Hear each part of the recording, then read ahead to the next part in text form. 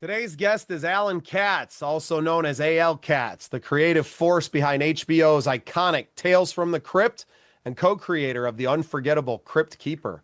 Beyond Hollywood success, Alan's story is about confronting personal truth, reclaiming his voice, and finding real happiness through writing, storytelling, and now podcasting. You're in for a powerful conversation.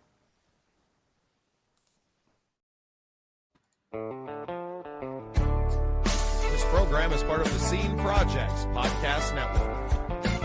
The Scene Project features interviews with independent musicians, comedians, and artists from across the Midwest. Become part of our community and support local art wherever you are.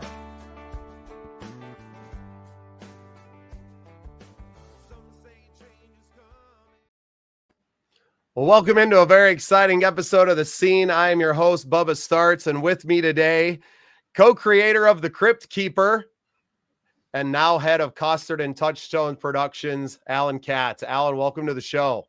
Thank you for having me, Bubba. It's a pleasure to be here. I love the mission that you're on. Well, and we talked a little bit off camera. I told you how you gave me nightmares as a kid. You told me how podcasts are healing the world, and it's something that we repeat on this show a lot. So I'd love to give you a chance to give us a little bit of your backstory. Obviously, a storied career there with home box office back in the day, let's say, and but a really exciting venture that you have now, producing podcasts. So the floor is yours, sir. It's funny. I set out into this world. I thought I was going to be an actor. I've been writing professionally since I was 16. So I've always taken it for granted. I grew up in Baltimore. So I'm an East Coaster. I grew up in Baltimore. I went to school in New York. I went to a place called Vassar. And that was actually at Vassar was where I learned about storytelling. Like I said, I'd been writing professionally since I was 16. People were paying me to write. But the first inkling I got about actual storytelling was at a dramatic literature lecture that my professor, a person named Everett Sprinshorn, one of the world authorities on Strindberg and Ibsen, and his lecture on Ibsen's Ghosts blew my mind while opening it to the potential to the core concepts of if you want to make a difference in the world with your story, which was always Ibsen's intent, here's how you set your story up and pay it off. I went to one audition as an actor after Vassar, and I thought, what kind of an idiot? And I was not prepared for the audition. I was terrible. But I said to myself, what kind of an idiot me? It's going to make a living this way. I'll go be a writer instead. Which in a way is just as big an idiot. No, it is just as big an idiot. And I had a friend who'd become an agent at William Morris, a friend from school from back in Baltimore. Carol Younkus was in the literary department, and she knew that I was into writing again. And she said, you should try writing a screenplay. And I did. I sent it to her. And she said, this is really good. You should come out and meet and greet people. And so in June 1985, I flew out to Los Angeles for a week. A burgeoning New Yorker. To me, Los Angeles was the stupidest place on the planet. Can I swear on your air? No, I can't. Yeah, you sure can. I can. Okay, because it's a Hollywood story, and it just I can do it either way. But yeah, to me, Los Angeles was the stupidest fucking place on the planet. The land of the avocado head. I'd been there once when I was 14 on a team tour, and for 2 days, made no real impression on me. But on the East Coast, and I think it might be in the Dakotas too, where you are, Bubba, June, it's hot and it's humid. In Manhattan, every place smelled like piss. In Los Angeles, there's no humidity. It's the desert. The weather's fantastic. And this was 40 years ago. It was a lot less crowded than it is today. And the people were so incredibly nice. They blew copious amounts of smoke up my behind about the screenplay that I had written. It was rather enthralling. One night, my agent Carol took me to a screening to an opening, St. Elmo's Fire. William Morris represented it, and so my view of this was backstage, and it was intoxicating. At the party afterwards, someone I had nothing to do the next morning. I didn't have the appointment set up, and someone said, "Well, you should take a drive through Topanga Canyon, which is within the city limits." Back then, 40 years ago, it was a lot less built up than it is now, and okay. And it's beautiful. And as I was driving from the freeway, the 101, through the Santa Monica Mountains, as they plunge into the Pacific Ocean at the Pacific Coast Highway, by the time I got to the water, New York, screw New York. I was moving to LA, which is exactly what I did the following month. Among the very first people that I met that first week in LA was a guy named Gil Adler. And Gil was going to become my best friend for a decade and my creative partner, my writing partner. Gil, now I did not come out of horror. I made my money in horror, and horror was good to me, but I was comedy, which to me, Tales from the Crypt is black comedy. But I came out of comedy. The screenplays that I'd written, the one that I began working on with Gil, these were comedies. Gil also came out of comedy. He came out of theater, comedy theater in New York. He trained as an accountant. He understood that if you have $1 to make your show, do not spend $1 because you haven't got it. Now, if you can do your show for 99 cents or 98 cents and make it still look like $1, okay, this is good. Better yet, if you can do your show for 97 cents and make it look like $1 or $2, now you're on to something.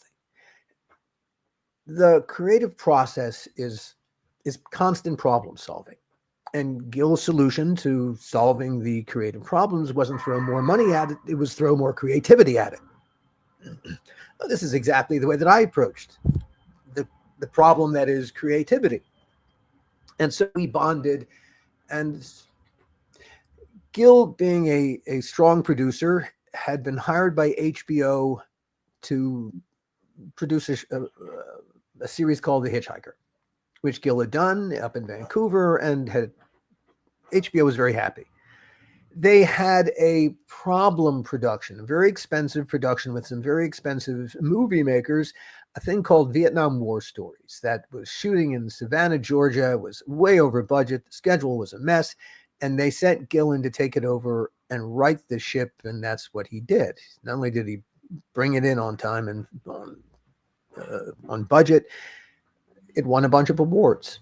And about a year later, they had another expensive project that was in trouble.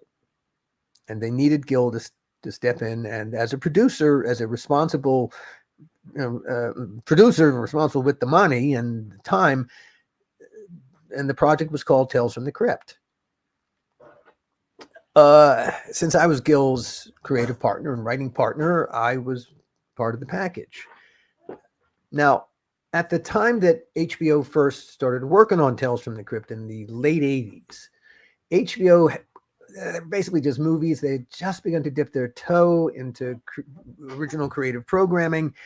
They had a couple of series, First and 10, Dream On, but these were basically just single camera shows with the word fuck and tits. If you took out fuck and tits, it's basically just network ready single camera shows in every single way. They were TV shows. 4 mega movie producers, Joel Silver, Joel, the Lethal Weapon franchise, Alien and Predator franchises, the Matrix franchise. That's all Joel.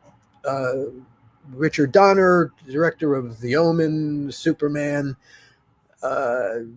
Walter Hill, 48 Hours, and multiple incredible other movies, and Bob Zemeckis, Back to the Future, and Forrest Gump. These 4 mega producers had a passion project, a comic book series they loved from their boyhoods, the EC Comics horror. They loved Tales from the Crypt. And they wanted to take this passion project and do it with a feature film vision inside HBO's little TV box, and HBO jumped up and down and said, "Yeah, do whatever you want, guys, do whatever you want." And so these Hollywood movie producers went to work making a TV series, a thing which they had no idea how to do, and didn't do it like a TV series. Among the things they didn't do was they didn't develop the show before they started writing scripts. They just went right to work writing the first 3 episodes, and the first season was just 6 episodes.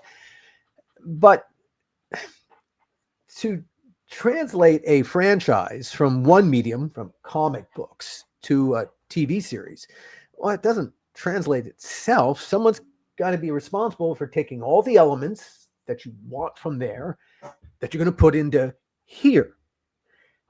Well, no such person was hired. A story editor, a producer, whose responsibility was, managing the franchise, such as it is, or being aware of the fact that this is you're dealing with a franchise here. You have to handle it differently.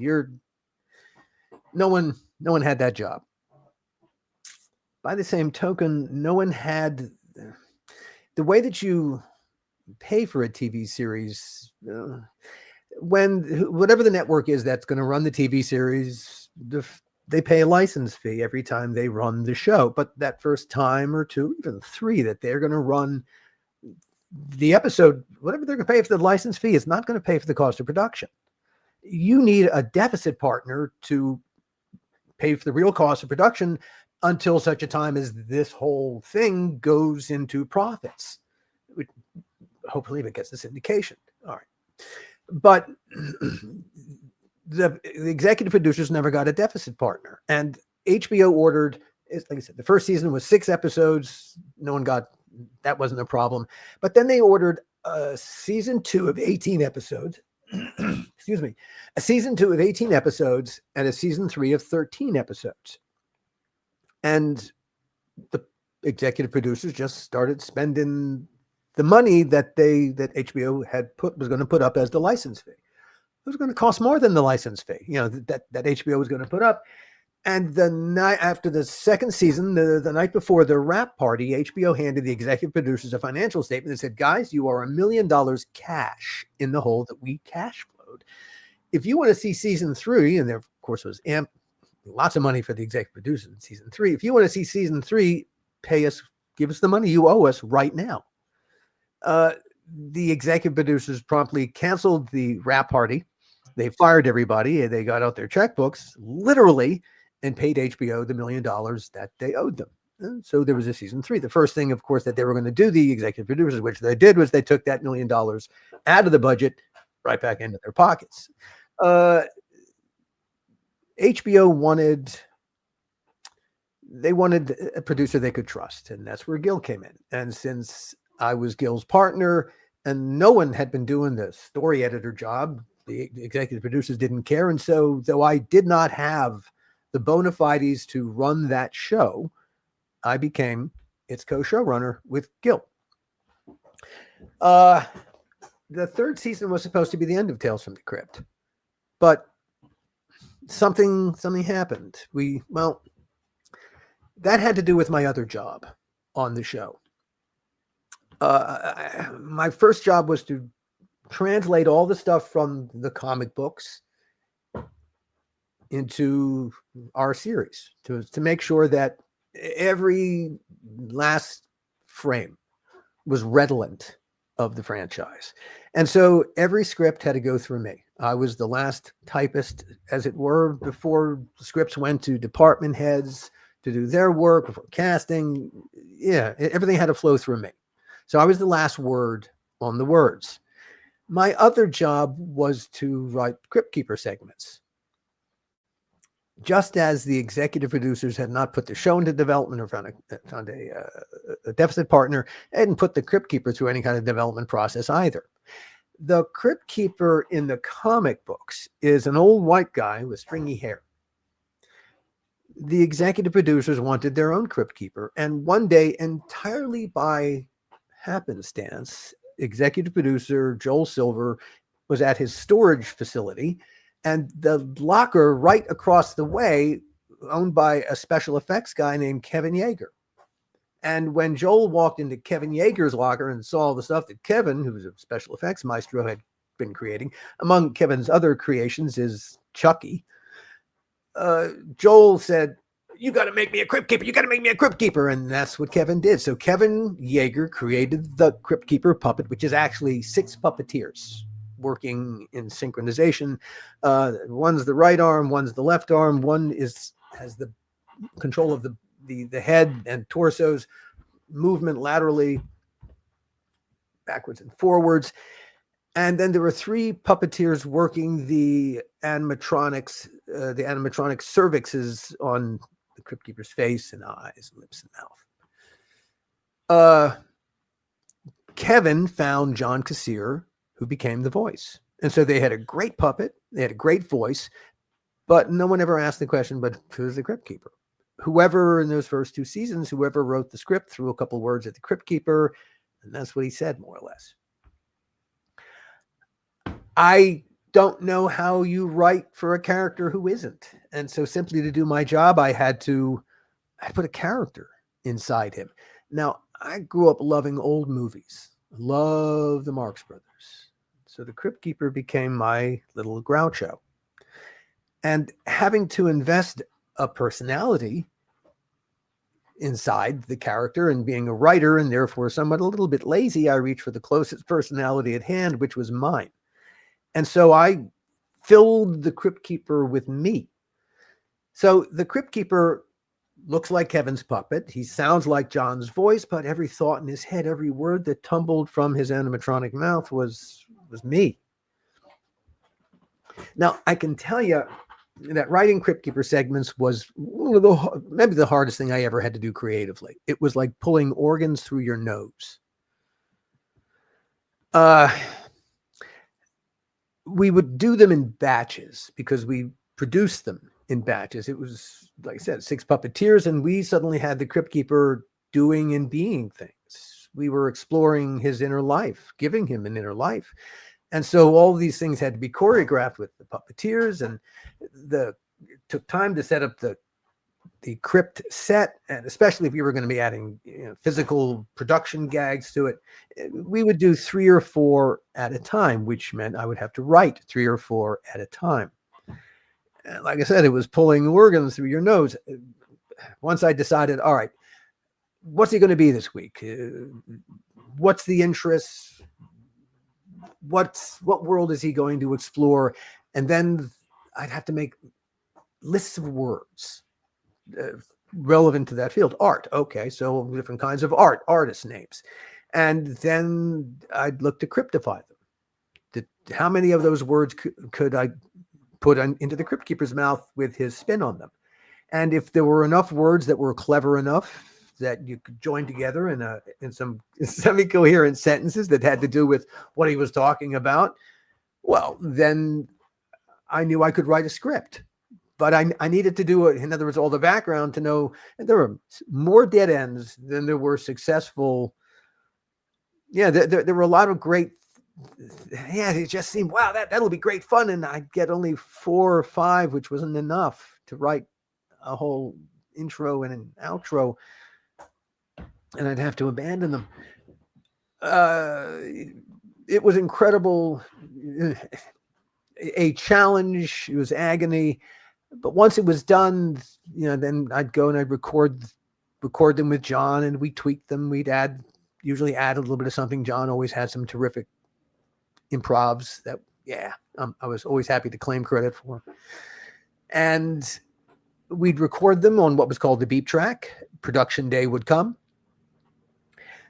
and our whole crew would be there, and puppeteers would be ready. The director would yell action, and puppeteers would be ready. The beep track would start to roll. We hear beep, beep, beep, and then John's voice. And suddenly the Crypt Keeper would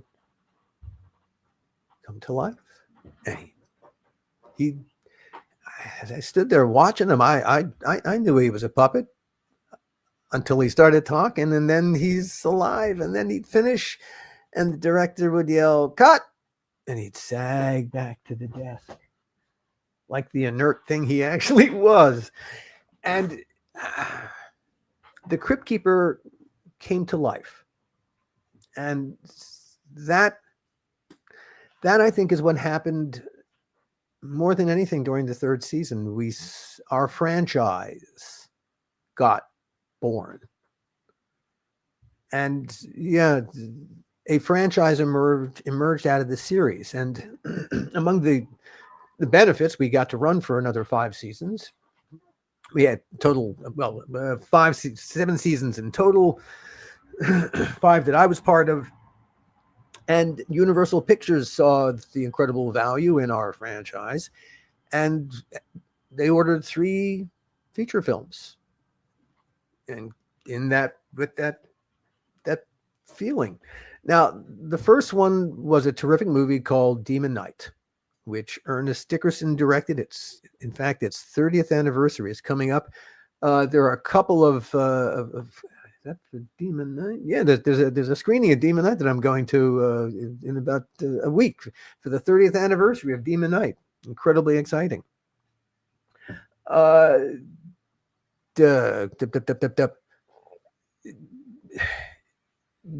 Gil was supposed to direct Demon Knight, but it's a monster movie. And he didn't want to do a monster movie. As we were looking around as we first Tales from the Crypt movies, among the movies that we almost did was Quentin Tarantino's From Dusk Till Dawn, which was in the mix, but we couldn't make a deal with Quentin, and so we ended up doing Demon Knight instead.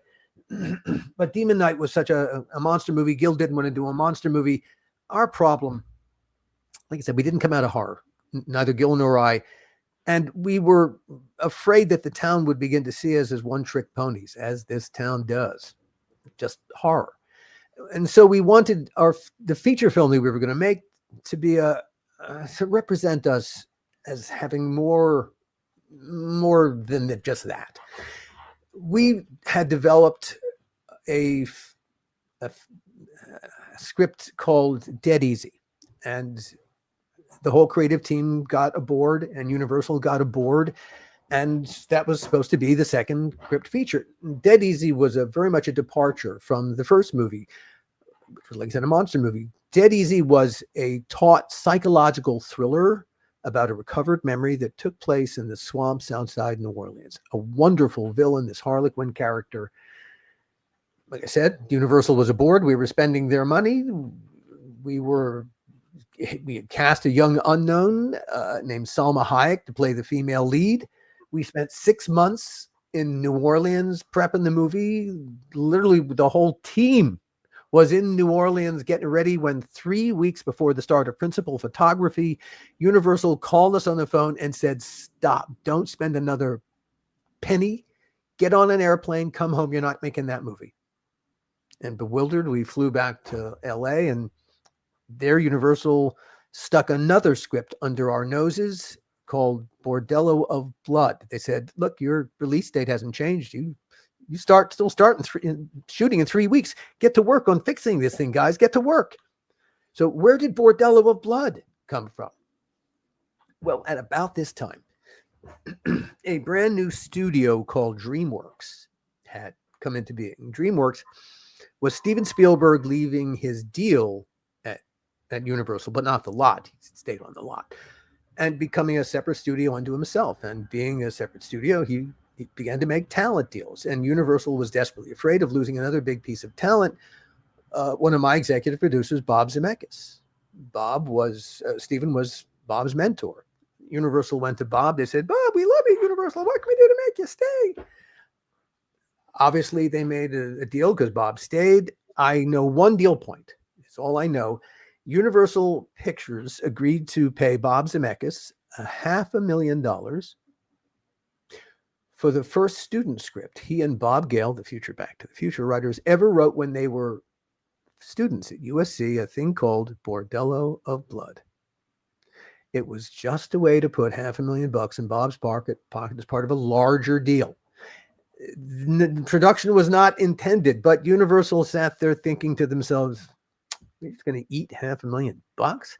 Wait a minute, Bob's about to He's about to executive produce this other horror movie, this Dead Easy thing. We put $50,000 on that script. Screw that. We'll take it out of their budget. Guys, you're making Bordello of Blood instead. Hey, it's got Bob Zemeckis and Bob Gale's name on it. The Back to the Future guys. That's bigger than Alan Katz and Gil Adler, right? And so, for that rather cynical reason, the creative team, and Gil and I, but the entire Crypt creative team, and I will point out that making Crypt was, and anyone who made Crypt would tell you to this day, it was one of the career highlights because of all the incredible creative freedom that we had. Of the 70 some odd episodes that I oversaw, I got 3 total notes from HBO. 3. That tremendous creative freedom, it was a show that all the creators who worked on it loved doing because of its integrity. Well, now, integrity, what's that? Once Universal made that decision and sent us down a road making a movie that none of us wanted to make, well, one should not be shocked if every day becomes stupider than the day before it, because really, you make a movie you don't want to make. It became my personal Waterloo. And indeed, every day was stupider than the day before. Gosh. We ended up making it in Vancouver instead of Los Angeles, not because there was anything in Vancouver that we wanted or needed to make our horror movie, but because Joel, our executive producer, was in a constant war with the IA, the union that represented our crew. And sometimes Joel was up and sometimes the IA was up. They had just struck us. They had shut down a TV movie set, a TV movie we were doing Fox, called Weird World in the end. And so Joel's attitude was, fuck me, no, fuck you. And so rather than shoot, our crew would have been in New Orleans with us. If we had shot Bordello in LA, our crew would have been with us. Instead, we took it to Vancouver where our crew could not go with us. And so we took it out of the country for no other reason than for an incredibly cynical reason. Now, here's a weird thing. We were shooting our movie in July, our horror movie. When you go that far north in July, one of the essentials in shooting a horror movie is dark, nighttime. Nighttime is when horror movies take place. When you're that far north at that time of the year, one of the things you don't have a whole lot of is night. It doesn't get shootable dark until midnight. And then the first bit of light appears, northern sky, 4-ish. So really, you have 4 shootable hours. Film shooting day is 13 hours. No. This was a completely... How stupid can you be? The climax of the movie was shot in a glass church where, we painted ourselves into a corner and then shot ourselves in the foot. Really and truly, the mistakes compounded in their stupidity.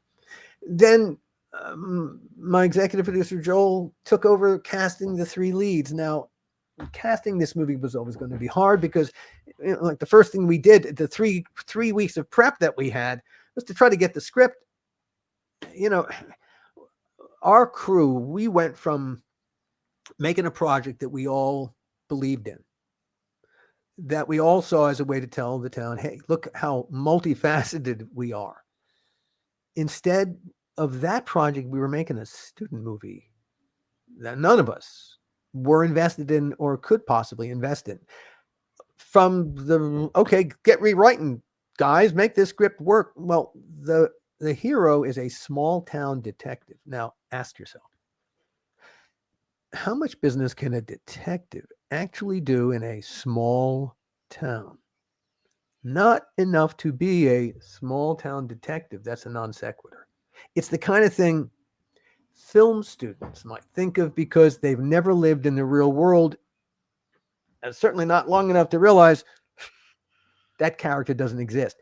And so when you go to understand the character, so as to write the character, so as to justify the character, so when the actor is going to come to you at some point and say, so where do I come from again? Nowhere. You don't come from anywhere. No such person exists. And so right off the bat, there was no way to write characters that were going to resonate. Hey, they're supposed to be funny too. I don't know how you write generic funny without it being generic. And it was a very problematic creative corner to have been placed into. We, in our casting, Gil and I, we wanted, and we had read for, and we were going to cast Danny Baldwin, one of the Baldwin brothers. I think he, just through sheer force of personality, would have given the character a little bit of something. But Joel insisted on casting Dennis Miller. To this day, I could not tell you why. Our horror audience was there for the special effects and the special effects makeup. They did not give a toss about a political comedian who spoke about arcane things in an arcane way. I didn't care about him. Dennis didn't want to do the movie and said, all right, I'll do it for $1 million, figuring no one in their right fucking mind would pay Dennis $1 million to be in a movie. Up to that point, I can tell you, because we looked it up at the time, the handful of movies he'd done, he got paid scale. Why would you pay that guy $1 million above his quote? You know, I feel like this story, Alan, is so Hollywood, right? Like it perfectly encapsulates everything that's wrong with the city, with the industry. Like my heart aches for you. And I find a little bit of irony in it that Selma ended up going and doing From Dusk Till Dawn. She bet on the right horse, didn't she? It sure seemed like it, right? I know why he hired Erica Leniak. Joel, you know, we wanted Bridget Wilson. Joel hired Erica, but Erica, as soon as she agreed to be in our movie Bordello of Blood, decided she didn't want to be that kind of actress doing this kind of movie. Gil, well, I'm assuming that the actors and actresses that are coming in, and they can see the dysfunction that's going on around this as well. I mean, Hollywood's a small town. I assume that everyone knows the backdoor deals and the things that are happening, and nobody knows anything. Nobody in our little neck because they're all up so far up their own butts, right? Erica didn't want to do the movie. Hey, why did we hire Angie Everhart to be the villain in the movie? We hired Angie because at the time that we were about to start making Bordello in Vancouver, executive producer Joel and executive producer Dick Donner were making another movie in Seattle called Assassins. And that starred Antonio Banderas and Sylvester Stallone.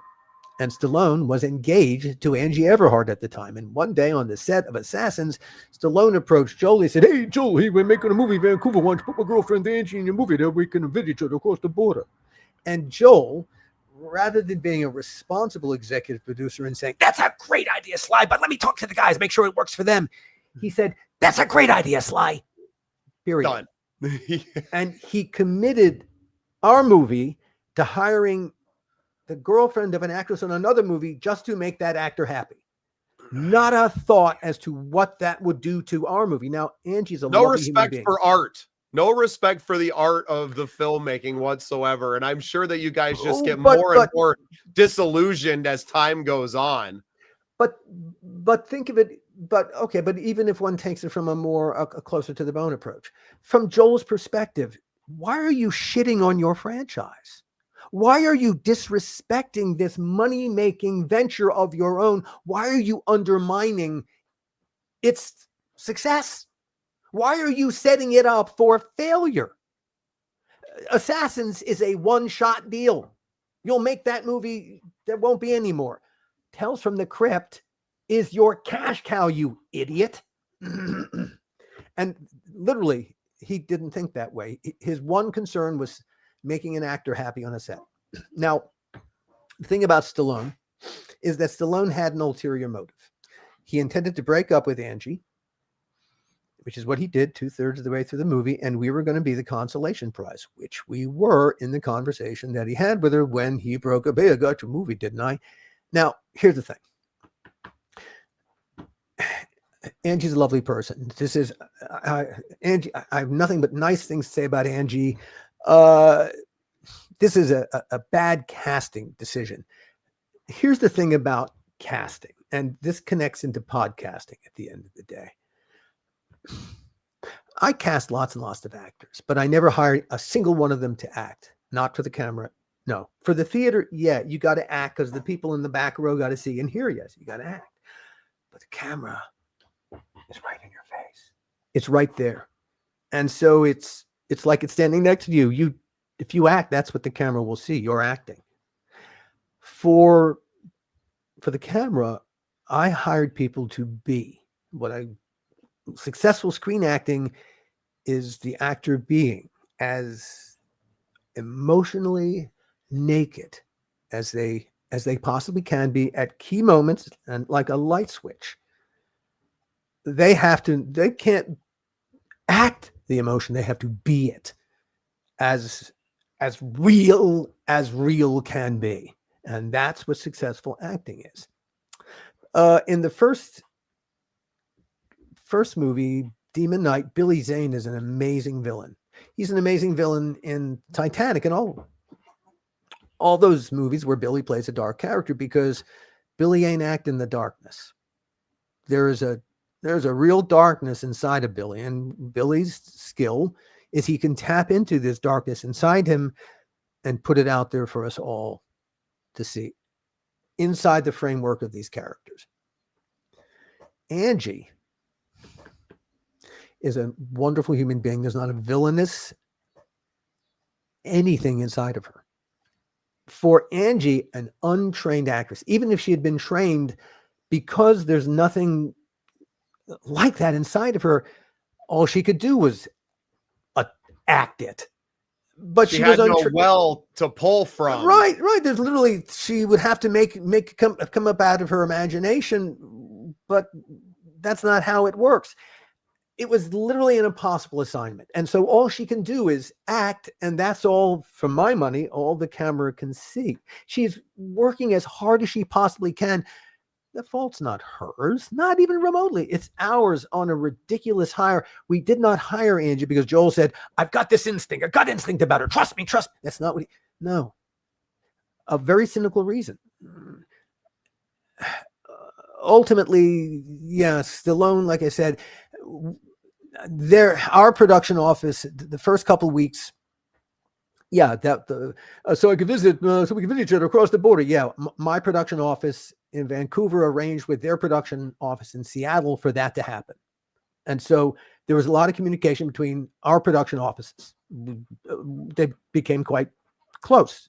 And so a lot of information traveled back and forth, and we became aware of the fact that a couple of weeks, about 2 weekends in, we got a message from their production office. They said, hey, can you hold Angie for the weekend? Hold her for the weekend? What? So she can't go to Seattle? Why? To do her homework? No. That's not how this works here. We became aware of the fact that he had many other things going on behind Angie's back.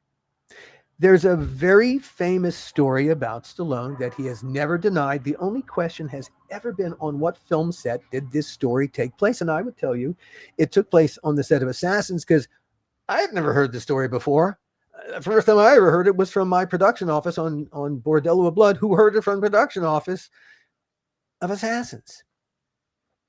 Stallone finishes a scene. He goes back to his trailer, unaware of the fact that his wireless lavalier mic is still broadcasting to the sound card.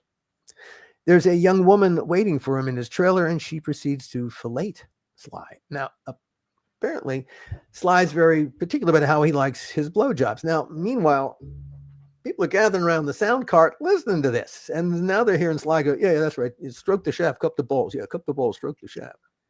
The next day, he shows up on set, and the whole crew are wearing T-shirts that say, stroke the shaft, cup the balls. As I've said, he has never denied the story. I think he's rather proud of the story, in fact. It's only been a question of which film set, and I would tell you it was that film set only because that's where I heard it from myself. It was a terrible film shoot. Our Canadian crew hated us almost from the jump, and rightfully so. Gosh, when we got to the rap, when we got to the rap party, our Canadian crew hated us so much, hated the Americans so much that if we had thrown a rap party and invited everyone, not a single Canadian would have shown up. Our Canadian line producer, Colleen Neistat, threw a rap party. She invited all the Americans. I was the only one who showed, and it was not comfortable that I showed, but I thought, somebody should. We did not have a complete movie. When we left Vancouver, we had to do some reshooting down in Los Angeles. We did not make our Halloween date, though we could have.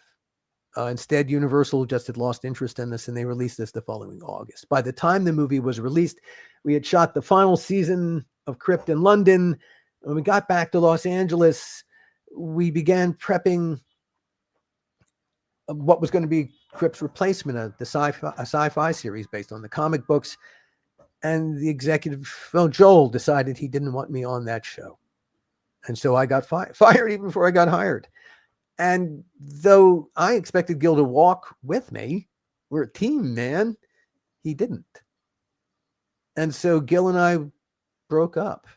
And that was the end of an era. We didn't talk to each other for 25 years. Now, as I said, Bordello of Blood, it broke something. It was my Waterloo, and it broke something. Doing something for all the wrong reasons broke something inside me. Well, it fed a darkness that had been there for a long, long time that I wasn't even aware. I knew about that I was denying. This began, I did 2 great seasons on The Outer Limits that I enjoyed very much, getting back into Vancouver, 2 wonderfully creative, about 3 creative years. But aside from that, I began a 2-decade-long descent into a deepening depression and a writer's block I did not even know I was in. And it all tied to a secret that I had been keeping from myself since I was 14. 3 days before Christmas, 2016, I came within literal inches of killing myself. And I knew instantly that though I didn't succeed that time, I knew I was quite capable of making a fatally stupid mistake. I was up to it now. I drove immediately to my GP and I said, here's what I've done and here's what I want to do. I knew I needed a mood stabilizer. I knew I was in a horribly dark place, but my dad was a surgeon. I grew up in the medical culture. I understood that world in a lot of ways, and I knew that my GP, mood stabilizers is really complex. Even under the best of circumstances, it's an experiment, because you just don't need, for 6 to 8 weeks, it might work, might make it worse. Don't know. I knew my GP had no background in this. The last pharmaceutical rep walked through their office. Hey, got any depressed patients? Try them out on this. This is what we make. And that's what he was going to hand me. And I didn't want to be a lab experiment with none of the boxes ticked off. I had done some research on that world, and I had identified one that I thought might work better for me than the others. And so I said to my GP, here's what I want to do. And he whipped out his smartphone. He looked it up. He said, yeah, okay, that makes sense. And he wrote the script. I took it to my local pharmacy and went home, told my family what I was going to do. And that night I took my first minimal dose of that medication. And then 36 hours later, I got super lucky. I leveled. At the minimal dose, the medicine began to work. And what it did was I could feel it putting the darkness inside, not a box, but a cage. No, I can still see my darkness. I know it's there, but now it can reach for me, but it can't get me. And as I suddenly realized that my darkness no longer held me in its grasp, I could stop blaming myself for all the things I've been blaming myself, and suddenly open to the secret that I've been keeping, that when I was 14, I was sexually molested twice by the religious director at the synagogue where my family belonged outside of Baltimore. Now, the first time is bad. For me, it was the second time that set the hook. It's the second time where inside my head, the second time happened because I didn't say anything the first time. So in the middle of the second time is when I said to myself, this is your fault. You made this happen. And it's entirely untrue. It is not a 14-year-old kid's fault that an adult is treating them like a sex toy. But that's not how our minds work. And I took this unto myself. And every terrible thing that happened to me thereafter, it was your fault. Regardless of whether it was true or not. Yeah, sometimes it was my fault. But to simply take that unto yourself it's not the truth. It doesn't solve anyone's problem, and it doesn't solve your problem. In fact, it tends to exacerbate everything because it's not honest. Well, coming clean to myself about the fact that this happened, the hardest thing I've ever gone through, late Friday night, the middle of the night, I took myself out of bed. I curled up on the bathroom floor and I wept for the 14-year-old me who needed a hug and to be alleviated of the responsibility. It is so true what they say about the truth setting you free.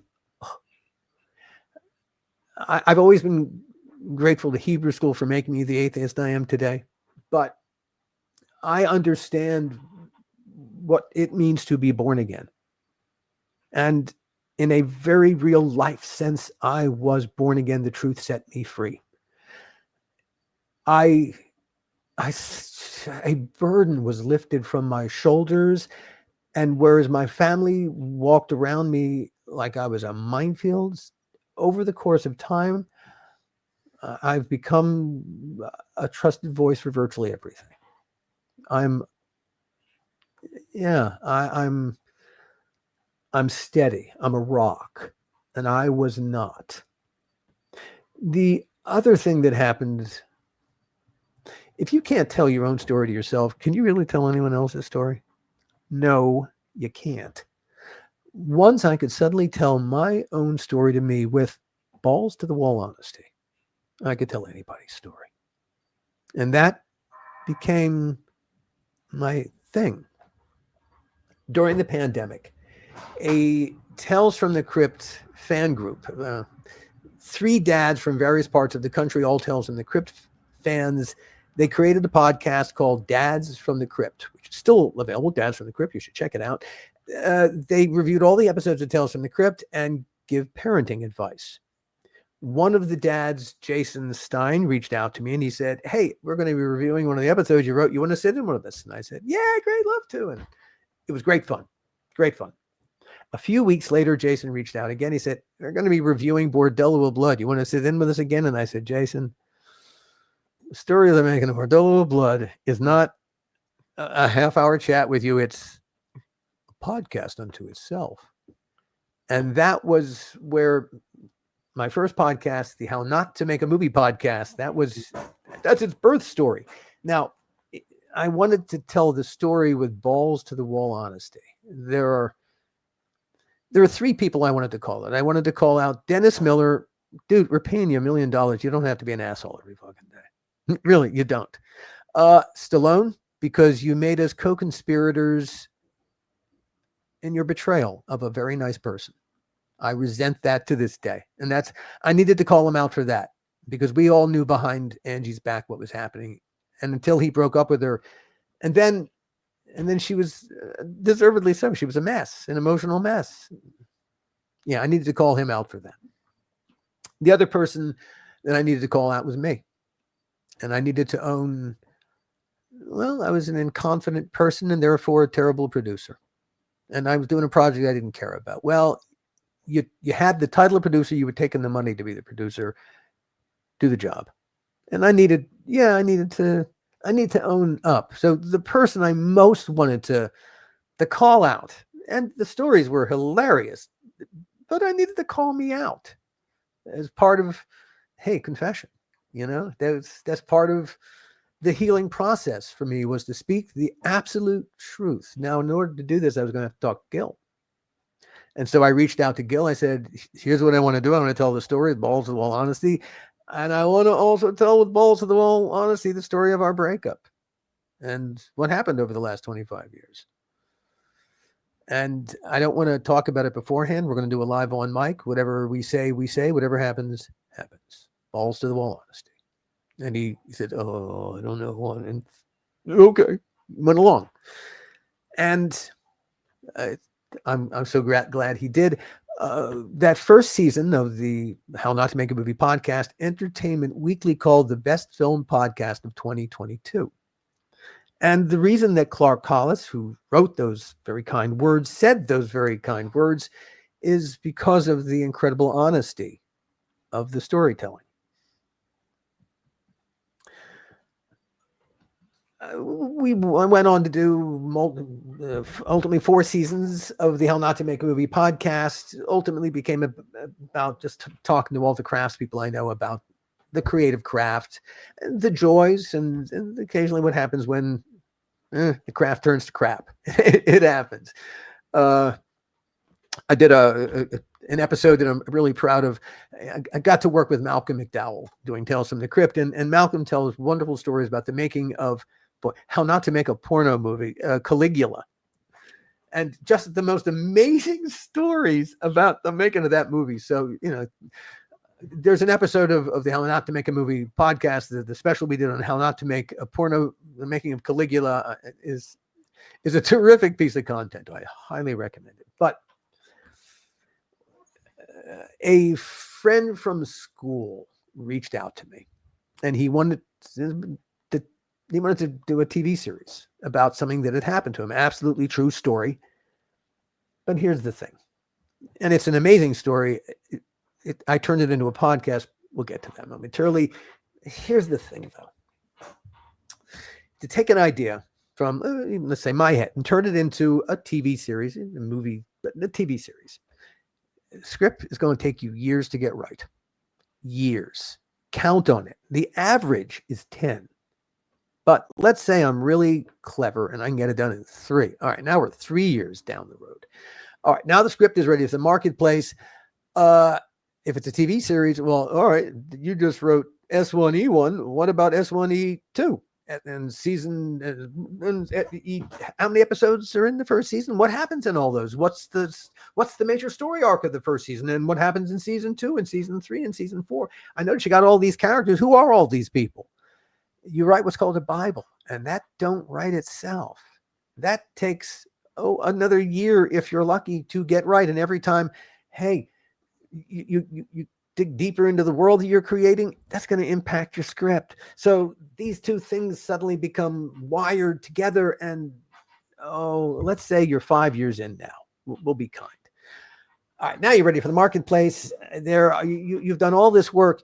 You have to impress a handful of executives and a handful of executive suites to read all this material you've created. To get them to read, you've got to create a pitch deck, which is a PowerPoint presentation, spare couple of words, images. What's this about? What's the IP? What's the franchise? What are you selling?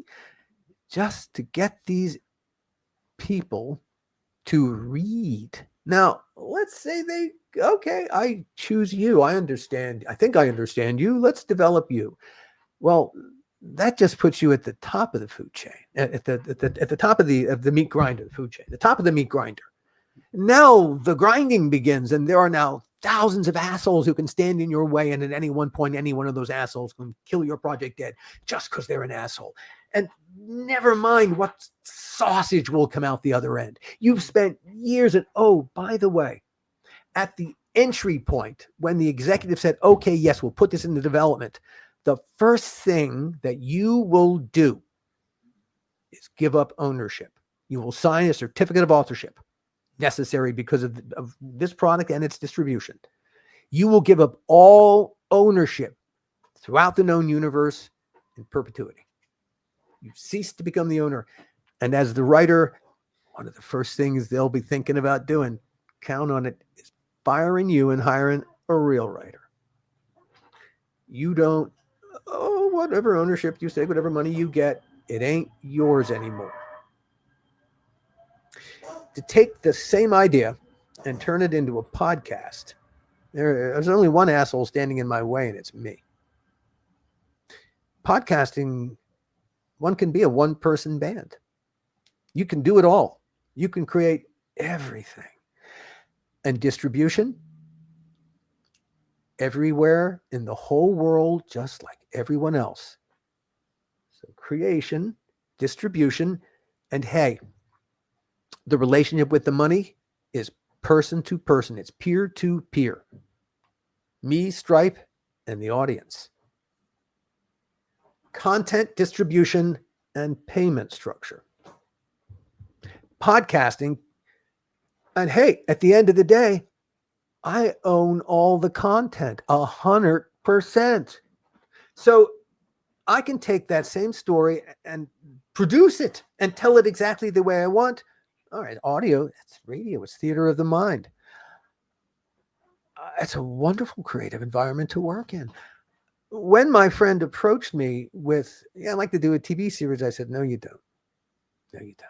Especially this piece of material is really tricky. It's kind of dark and it's morally ambiguous.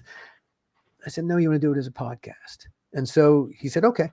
And so that was my first story podcast, The Donor, a DNA horror story. It's a 7-episode series, absolutely true story about my friend Hal. Worked his way through medical school in the mid-late 90s as an anonymous sperm donor. Jump forward 27 years, successful radiologist. He joined 23andMe, curious about his health genes. No idea the ramifications of adding his DNA to a growing DNA data bank. That's what 23andMe and Ancestry are. If you use that service, he lost his donor anonymity. Suddenly, 7 total strangers found Daddy, except 6 of them had no idea their actual biological father was Hal, a sperm donor. The 7th was one of the daughters. She brought a thing called genetic sexual attraction to the table. Now, Hal and genetic sexual attraction is a very real thing. The adoption community has known about it for a long time. The woman who coined the term, Barbara Gagne, gave up a son for adoption when she was 16. No communication, no connection with him. She met him 25 years later as an adult. And there's data that says when people who are genetically related but who are not raised together, when they meet each other as adults, there's still a connection there. There are things. She fell head over heels in love with her son, and he fell head over heels in love with her. She was quite ready to become sexually active with him. He wasn't quite there, but she described it as the most intense thing she's ever felt in her entire life. Hal had never raised a genetic child of his own. He'd been married to a woman for 20 years who brought a son from a previous marriage. Hal raised him, adopted him as an adult, but suddenly having these 7 people that he was genetically related to, he was interested in. He wasn't going to be their father. They all had fathers, but he was quite open to being fatherly toward them, and he had money. He was quite open to cutting them in on the inheritance because they were blood. But genetic sexual attraction, it was like a hand grenade thrown into the tent. The relationship between the donor-conceived siblings, they sometimes call themselves diblings, is very intense. These are people discovering, I've got a half-brother, I've got a half-sister. Holy cow. An amazingly tight bond. Much tighter than that between that with the donor. And a much easier relationship than with the donor. That's a much more complex relationship. So when GSA is brought into the table, the Diblings bond and they turn on Hal. And It's called The Donor a DNA Horror Story. There are monsters aplenty, and hey, I've written a few horror stories. That was my first story podcast I discovered as I was producing it and writing it and telling Hal's story, that I had become the thing I always wanted to be when I grew up, which is a podcaster. I loved, again, the point was to tell this story with balls to the wall honesty. In order to tell Hal's story, I had to do a lot of background research on the donor-conceived community. And among the people who very kindly agreed to talk to me and let me interview her was a woman named Donna Hall. Donna learned at 40 that she was donor-conceived. But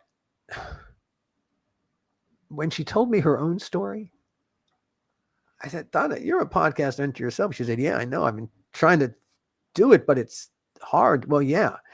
Even a great story has to be told the right way to be a great story. And Donna has a great fucking story.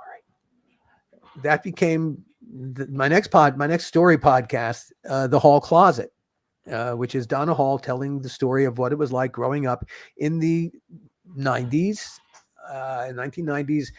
in a lower tier crime family outside of Philadelphia. The Halls weren't the Corleones from the Godfather movies, but they made national headlines just the same. Donna's mom, Phyllis, maybe the worst mom ever, spent 6 months in prison for child endangerment.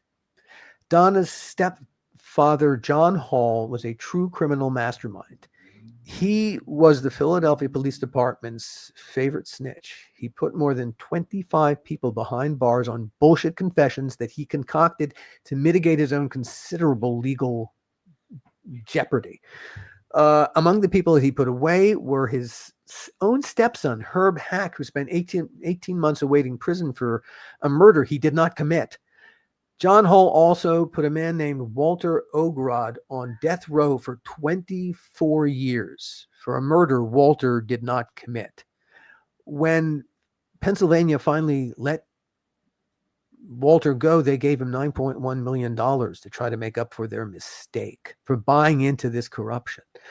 Donna tells the story of what it was like growing up in this environment where every single day, at least one of the adults was committing crime of one kind or another. Donna is a wonderful storyteller. Her podcast is called The Hall Closet Podcast. She is a gregarious, vivacious storyteller, not an ounce of self-pity. And hers is a story about her journey to safety and empowerment. And that's the thing that struck me in telling her story and really feeling like, oh, this is all I want to do. This is the sum total. I want a podcast. The healing power of storytelling. And I know this from my own example, watching Donna go through the healing process of storytelling as she was telling her podcast and very quickly finding her podcaster voice. And as we all do, we find our podcasting voice. And in the way that the camera is a kind of bullshit detector. You try to act in front of it, it'll see it. The microphone is a bullshit detector. It will hear every last bit of artifice you attempt to pass by it. It just will. Honesty is the best policy in front of a microphone. And as we podcasters understand, this is not a piece of equipment. It's an extension of our vocal cords. And just as one would never shout into the ear of a loved one, you speak to it. And the nature of podcasting is, because it's our voices, it's very personal. It's the most personal kind of storytelling. People take our voices and our stories, and they listen with headphones, earbuds. In a car is just a giant sound pod. And they take our voices and our stories, and they place them between their ears into the most intimate of spaces inside their heads. And in that most trusted of spaces, this is where we dwell. And that comes with, it's an awesome honor, but it comes with awesome responsibilities. be honest, to never betray the trust, to be honest, that our listeners have placed in us. Alan, I don't know if there's a better spot to cut you off. I know that you could probably talk and wax poetic on just everything. What a life you have lived through all of it. And I love what you say about podcasting, because I say it on my shows all the time. It's how I'm healing myself and sharing my own shit, right? And I just am thrilled to have had an opportunity to hear a little bit of your story and to capture a little bit of this for our audience and for myself. This is something I'll remember for a very long time. Can you go ahead and share with us where people can find you, your podcast, your production company? Where can we get more Alan Katz? And I'm going to just toss in one quick thing because I'm talking to podcasters. Like I said, we own everything. And part of my intention with the stories that I tell is they would make great movies, TV series. And I fully expect, look, in the old days, I would have had to walk cap in hand as the seller. Oh, please, Mr. Executive, understand my IP. Grasp it, please, so you'll maybe put it in development. Well, here, the IP, the intellectual property, the franchise is there in the podcast. We put it on the table in the podcast where everyone can see it and hear it. And in the old days, yes, I would have gone cap in hand to sell that IP. Oh, please understand it. Well, now I don't have to do that anymore. It's there on the table. Everyone, audience and advertisers, they understand what the IP is, and so does that executive, that risk-averse executive. And rather than developing something that's a question mark, they will come towards something that they know what it is. And in the old days, like I said, they're going cap in hand. Now they're going to come to me to buy it. They're going to say, hey, this make a great movie. This is going to make a great TV series. I'm going to go, you're right, it would. And they're going to go, hey, here's the check. And I'm going to look at the check and I'm going to say, hey, that's lovely, but you need to add some zeros and move the decimal point over because you have competition. Stupid. Podcasting, because we can do it all and own it all, is a legitimate way for the creatives to flip the power structure and have the control where it belongs, in the hands of the creatives and not in the hands of the money. Storytelling isn't just empowering. It can and should be enriching, because this is where all the ownership is. We own our stories. You can find me and my message of podcasting power empowerment at, first of all, our website is https costardandtouchstone.com. My company is called Costard and Touchstone. I think I told this to you off air. The reason my company is called Costard and Touchstone, in my very brief acting career, I was in 2 Shakespearean plays. I played the part of Costard in Love's Labour's Lost, and I played the part of Touchstone in As You Like It. Both Costard and Touchstone are wise fools who speak truth to power. That's what Costard and Touchstone, my company, does. We make podcasts that tell the truth, but also speak truth to power. You can find us at costardandtouchstone.com. And wherever you listen to podcasts, you can find The Donor, A DNA Horror Story, The Hall Closet, and some of the great new ones that we just started dropping. Just the Photographer is the absolutely true story. It's Just the Photographer with David Swanson. David is a Pulitzer Prize winning photojournalist. He's shot in war zones from Serbia to Afghanistan to Iraq. He's 9/11. He's been to natural disasters, Katrina, earthquakes in Haiti. His pictures tell 1,000 words. They can tell you what it looked like standing where he stood taking in those dangerous places, but they can't tell you what it felt like. And that's what the podcast is. It's David telling the stories his incredible, iconic pictures cannot tell. It's also the impact of sometimes what the process of telling the story has on the storyteller. That also is a very important part of the podcast. That's Just the Photographer, wherever you find your favorite podcasts. Again, our mission at Costard and Touchstone is to make the world a better place through storytelling. Podcasting is our storytelling medium of choice. That is our mission. and thank you for helping us on our mission and spread our collective mission of hey, making podcasting as powerful as it is. Alan Katz, thank you so much for sharing this wealth of insight into the underbelly, if you will, the emptying the crypts of Hollywood and telling some great stories, man. Thank That you. was an Thank you. absolute joy. Alan, thanks for being part of the scene. My pleasure.